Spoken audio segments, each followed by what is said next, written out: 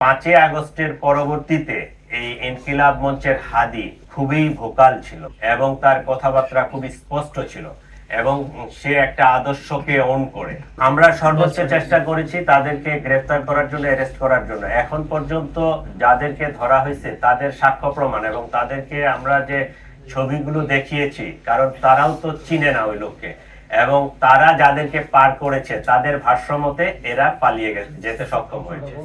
যেহেতু মূল আসামিটা ধরা পড়ে নাই, বাকি যে আসামিগুলো এরা কিন্তু তার সহযোগী। কেউ অস্ত্র লুকাইছে, কেউ নাম্বার প্লেট চেঞ্জ করছে, কেউ তারে ক্যারি করছে, কেউ তাকে বিকাশে টাকা পাঠাইছে, এরা ধরা পড়ছে। তো মূল আসামিটাকে পাইলে বিহাইন্ড দ্য সিন তারা কারা কাজ করছে এইটা আরো স্পষ্ট হওয়া যেত। আমাদের কাছে কিছু তথ্য আছে, তো আমরা এটা তদন্তের স্বার্থে আসলে তাদের নামগুলো বলবো না।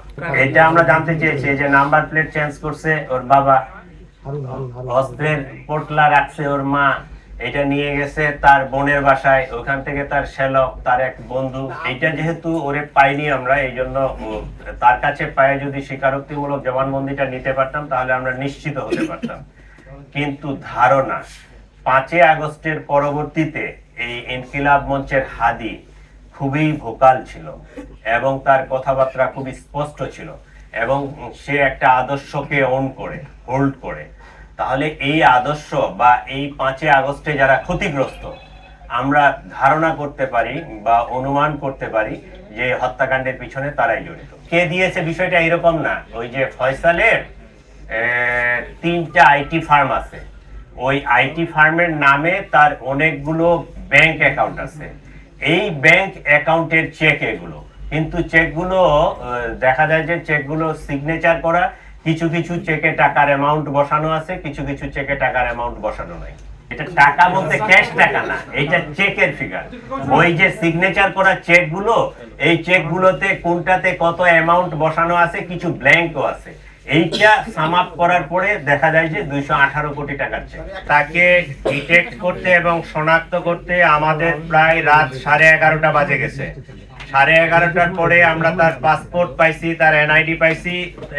তাৎক্ষণিকভাবে আমরা ইমিগ্রেশন গুলোতে এই ইনফরমেশনটা দেই এবং ইমিগ্রেশনে তাকে ব্লক করা হয়।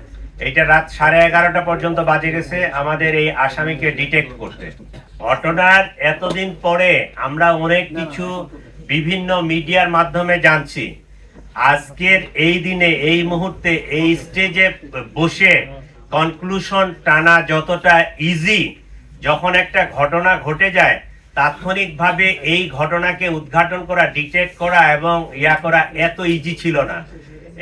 এই ঘটনায় আপনারা অনেকেই তাৎক্ষণিকভাবে ডিআর টাওয়ারের কাছে ছিলেন, আমিও গেছিলাম। বিষয়টা এত ইজি ছিল না, কারণ যে শুটার এবং যে মোটরসাইকেল আরোহী তারা মাস্ক পরে, ইভেন তারা মোবাইলও বন্ধ করে রাখছে, মোবাইলও রাখে নাই।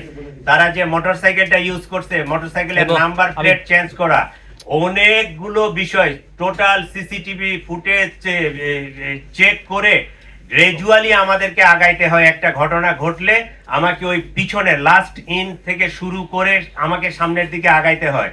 জিনিসটা এখন যত সহজে বলা যাচ্ছে, এইটা এই 12 তারিখ 2টা20 বা 24-এর দিকে যখন ইনসিডেন্টটা হয় তখন কিন্তু বিষয়টা এত সহজ ছিল না। বাট আল্লাহর কাছে শুকরিয়া যে এইরকম একটা ক্লুলেস জিনিস আমরা পুরা ঘটনাটা ডিটেক্ট করতে সক্ষম হয়েছি।